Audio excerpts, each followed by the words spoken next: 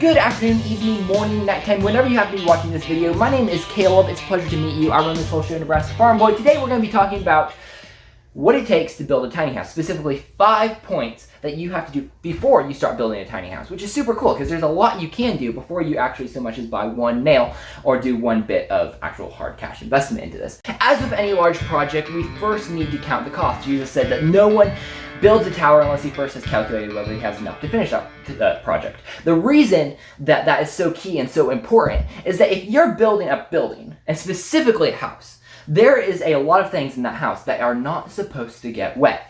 A lot of the construction materials are not supposed to get wet. That's why we put siding and roofs on our houses, because the stuff that's underneath really shouldn't get wet. And it's really ideal if you don't have block wrap on your house like for years. I mean, people do it, but it's not ideal. So basically, you need to have a good idea. Do I have the money? But it's not just money.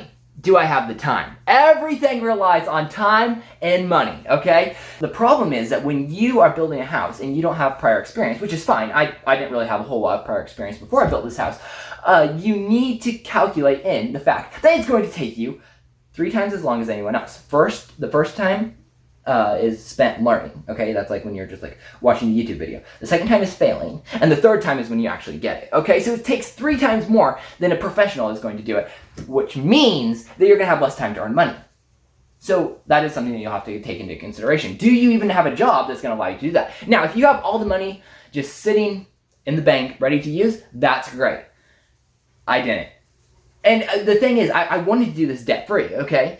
Because if you go the debt route on a tiny house, the big problem is that you're building a structure that doesn't have a lot of resale value. And so you can really easily get stuck in something that you do not want long term, right? You expand, your family expands, you decide you don't want to live in a tiny house for the rest of your life.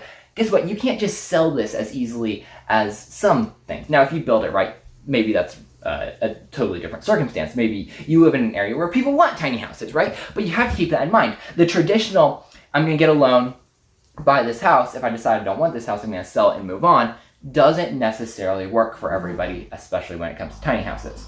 So keep that in mind. But do you have the time to invest in building your own house? Because it's a huge time investment. And do you have the money?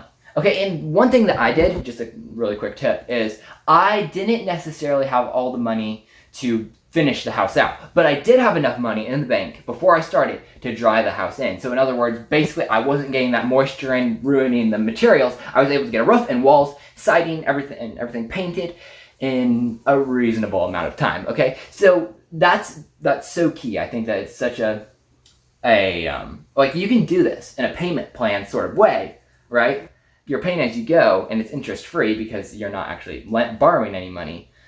But you have to recognize it takes more time then. And it's just something that you're going to have to weigh the costs in this whole budgeting scheme. And the other thing is, when you budget, this is not some idea in your head. This is an actual Excel spreadsheet that you can physically see. If you can't explain this and show your budget to someone, you don't have a budget. Don't try to do it on paper, do it in Excel. Get on Menards or whatever store you're gonna be buying most of your materials from.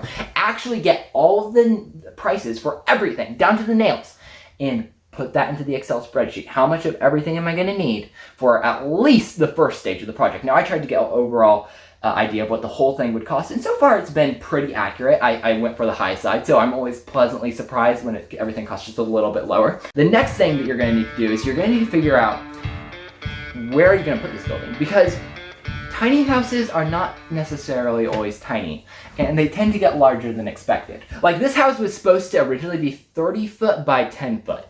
Way too small to live in. And now it's 40 by 16 foot. A lot bigger. And that takes up a lot more space. Now for me, I was able to build on my parents' land, and a lot of you guys are like, oh, you lucky guy. You had parents and then everything was given to you.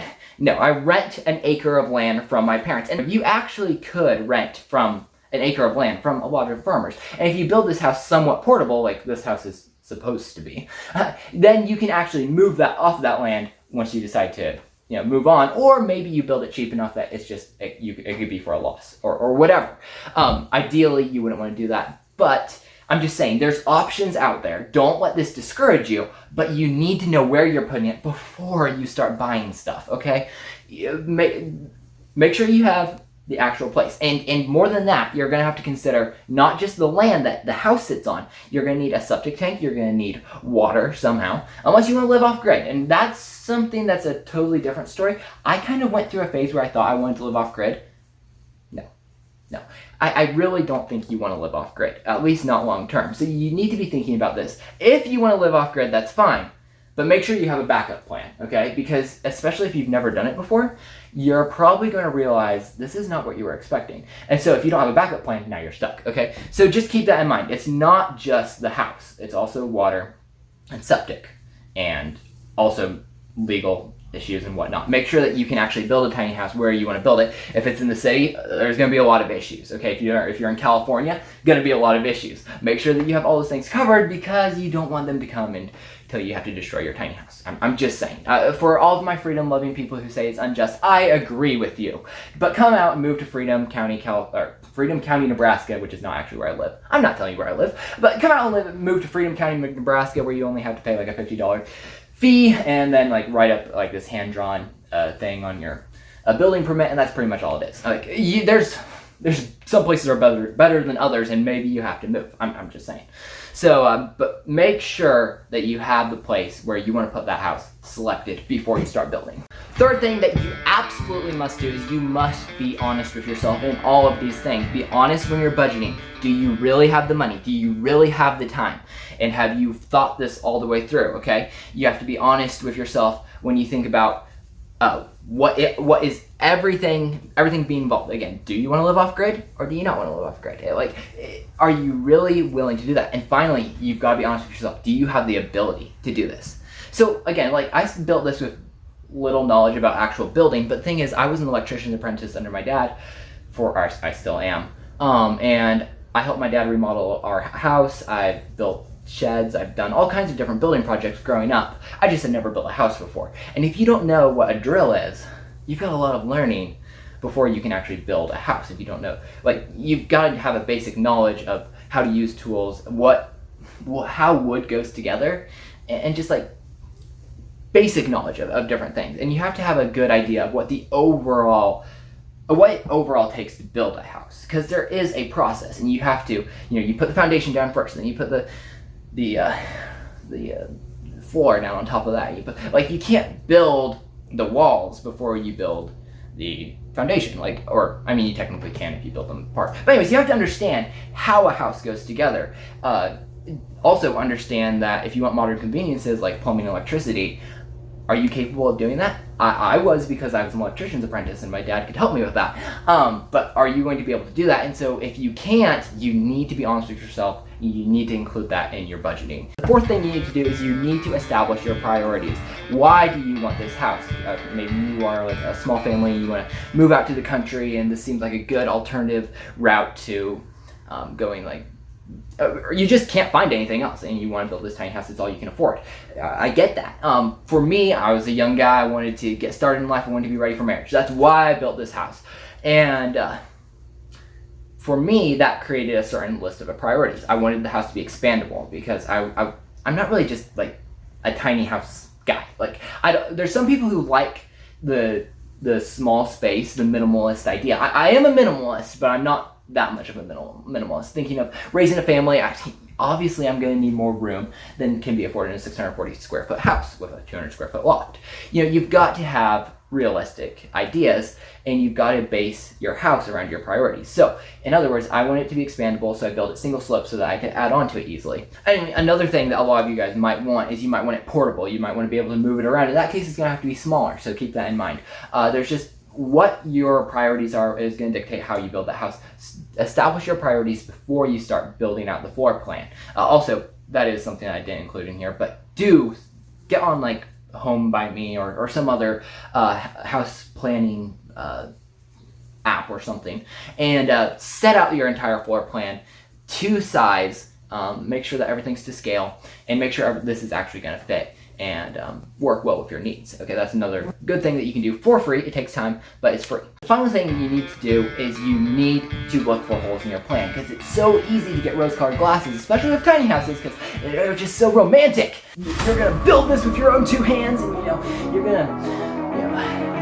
it's gonna be great, and it's gonna cost nothing, because it's a tiny house. And no, that's true. So you need to actually have a good idea. What does it mean to live in a tiny house? What does it mean? What does it cost to build a tiny house? And where am I going wrong? Where do I not understand what I'm talking about? So a good place to start is find people in your lives who actually know what they're talking about. You probably know a contractor. You probably know a plumber. You probably know an electrician. And if you don't, you've lived a very secluded life, and maybe you should find a friend who's an electrician or a plumber or whatever. And make sure that, just in normal conversation, you can learn a lot.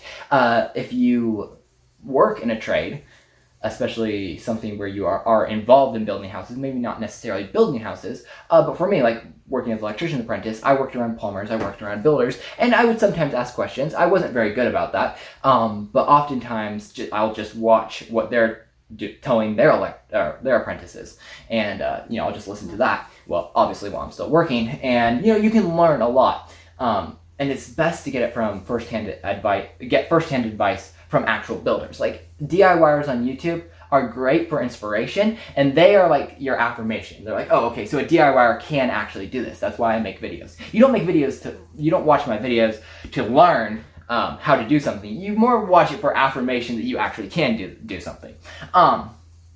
So even when you're like watching YouTube and whatnot, make sure that you're trying to get as much advice as you can from actual real builders, so to speak, who are not necessarily making tiny houses, but what they do still applies to tiny houses. What people do in big houses should be practiced in small houses. That's my theory on things, okay? And maybe I'm wrong, but anyways, that's what I believe. You really need to find people who will poke holes in your plan, and you need to have the humility to accept that. And while you're poking holes in your plans, make sure you look at all the other alternatives. Maybe there's an old beat-up fixer-upper that you've like overlooked on Facebook Marketplace, and you're like, nah, not for me. I'm gonna build my own new house. But maybe it's a better, more economical alternative, because to be honest, it's going to be just as much work to build your own house as it is to fix up a house. Although it is nice. It is a lot of fun to design your own house, to live in a house that you built completely with your own hands and whatnot. Just make sure that you're looking at all the alternatives. Maybe it makes sense to build a shed house that you eventually build a larger house beside, and you use that as your really nice workshop. There's a lot of different options out there, so don't get stuck in this idea of the tiny house is the only way because it's romantic. So finally, I am trying to finish up this video without the use of an external mic because my phone died, and so now it's on the charger, which is connected to the wall in one great big beautiful mess. Just like building a tiny house is a great big beautiful mess. Don't expect it to be anything besides that. The final piece of advice that I must leave you with, because the most important piece of advice is that unless the Lord builds the house, he who labors in vain. Commit all your ways unto the Lord, and he will direct your paths. And remember that in everything that you do, whether you eat or drink or build tiny houses, do all to the glory of God, because that is what you were created to do. And only then can you have a happy and successful life, and only then will you build successful tiny houses, if that's the Lord's will. If it's not the Lord's will, you will build a terrible, unsuccessful tiny house. But the Lord delights to give blessings unto his children, and if you build a terrible, unsuccessful tiny house, I'm sure that he has something better in mind for you. So, with those final parting words of advice, you better get off of YouTube and start planning and doing these 5 things that you need to do, get that budget started, so that you can get started on that tiny house and start taking dominion for the glory of God. We will see you next time.